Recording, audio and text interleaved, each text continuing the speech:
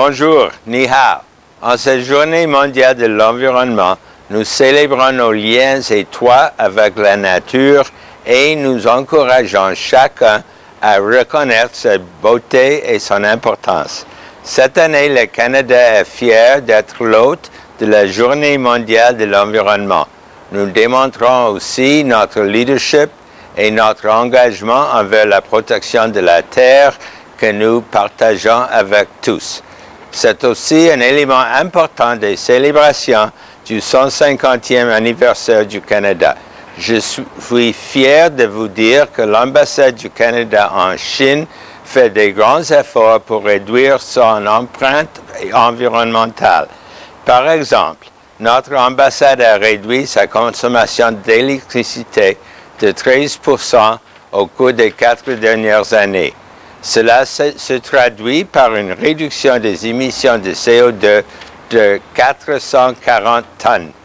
Nous avons aussi dans notre flotte 6 véhicules hybrides et électriques qui utilisent la moitié moins de carburant et émettent 75% moins de CO2 que les véhicules à essence. De plus, depuis le lancement de notre programme de recyclage en 2015, nous avons recyclé plus de 10 tonnes de papier, plastique et autres matières résiduelles. Et il y a beaucoup plus à venir. L'ambassade du Canada vise à être l'ambassade la plus verte de Beijing.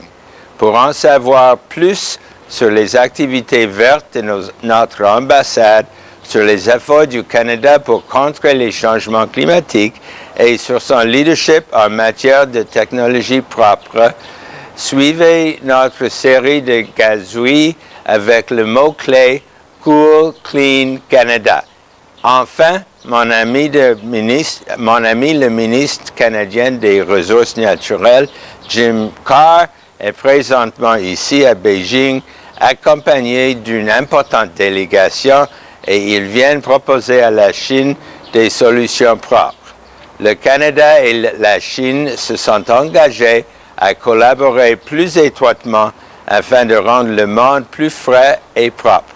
Tout commence à la maison.